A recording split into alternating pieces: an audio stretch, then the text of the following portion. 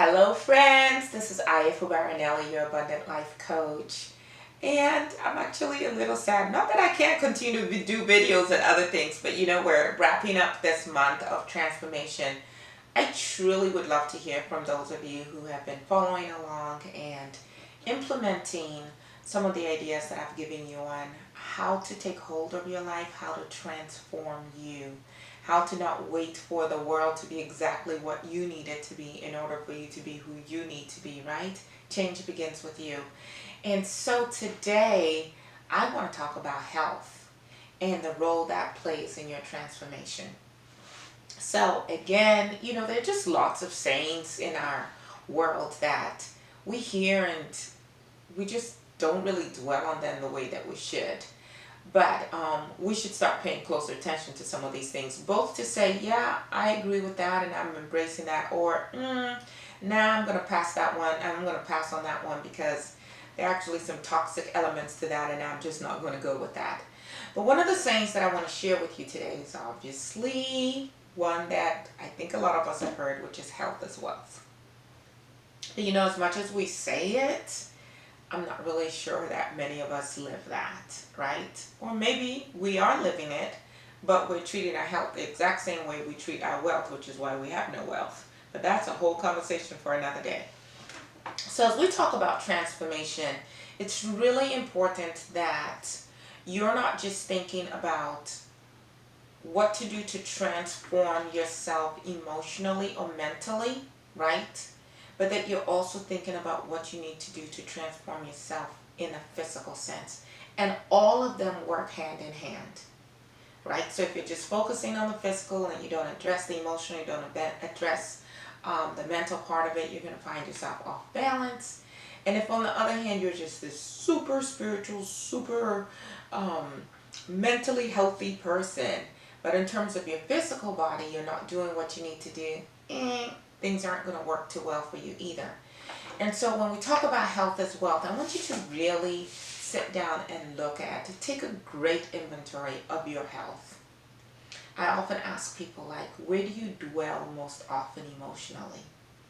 So when you think about your day today, for instance, are you mostly happy? Are you mostly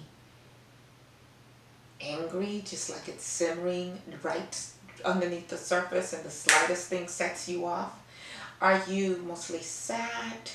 Are you mostly optimistic? Are you mostly pessimistic? Like emotionally, where do you dwell most of the time? You want to just take inventory of that and then ask yourself, well, why? If you're mostly happy, mostly joyful, why is that? Are you ignoring the truth about things, or are you genuinely a person who looks at everything and says, but you know what? I'm focusing on what I have control of, and I'm focusing on joy. I'm focusing to show up this way. If you find yourself being mostly sad, what is it? What is causing that? And what is it that you can do about that? Right? What is it that you think about that gets you into these, tunnels of depression, of sadness, if you will? And how are you going to overcome it? But as we talk about health being wealth, it's also saying, what do I do with my physical body that lends itself to being healthy physically, healthy mentally, healthy emotionally? So, for instance, music. And I know I've shared this story before, so I'll make this really short. But I remember one time when I thought my heart had been broken. Actually, not just broken, it had been crushed into a zillion pieces, and I just didn't think it could ever come back together again. And the soundtrack for my life at that point was Toni Braxton's "Unbreak My Heart."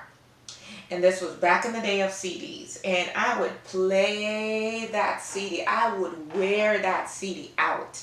Actually had to replace the CD because I really did wear the CD out. Just listening to "Unbreak My Heart," "How Could an Angel Break My Heart?" It was just all of these another sad love song. I mean, it was just like one breakup song after the other. And that's what I just immersed myself in. Well, hello. Should it be any surprise that I stayed in a prolonged, really depressed state? Because that's what I was feeding myself, right? So what else do we do when we don't feel good, right? Or when we are even happy and we want to celebrate our happiness? We eat. But we don't just eat. We eat what we call comfort food, right? So you either go on these sugar binges, or you go on these fat binges, or carb binges, whatever it is. And when we do that, then what happens to our bodies, right? Or let's think about what we do with sleep, okay? So you're not feeling the best, or something is not quite the way you want it, and you're either not getting enough sleep or you're oversleeping. Either extreme is not healthy for you. So you can see how the choices we make in what we take into our bodies, am I drinking alcohol versus am I drinking water? Am I, just drowning myself in coffee versus am I cleansing myself, right? Am I eating things that are healthier for me? Fruits, vegetables, lean meats, fish?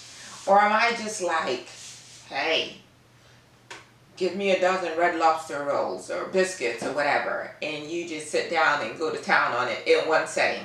So when we talk about transformation, it's truly important to pay attention to what you're doing health-wise, because even if you've set really lofty goals for where you want to be, let's say one of the areas you wanted to transform in was in terms of your finances. But then in terms of your health, you're not taking care of yourself. Guess what happens? You're sluggish in your body, sluggish in your mind. You may be using products that alter your mind, right? Drugs, alcohol, things of that nature. And what that does is it prevents you from really showing up as your best self, which will hinder your ability to transform in any of the areas that you've identified. So as we talk about transformation, I am encouraging you to do an inventory of what you usually take in physically, through your ears, through your eyes. If someone's telling me, I want to transform, but they're watching a lot of violence. I want to become this better, loving person, but you're watching a lot of porn. And you're not getting adequate rest, and you're not eating the right things. All of that is going to play a role in how you show up in the world, how you feel, how your mind functions, where your spirit is, right? What you're drawn to, what energy you put out, what energies you then draw into yourself. So if you're truly focused on your transformation, do an inventory. What are you listening to? What are you watching? What are you eating? What are you drinking? How are you sleeping? How are you taking care of your body? Exercise and so on. And make the changes that you need to.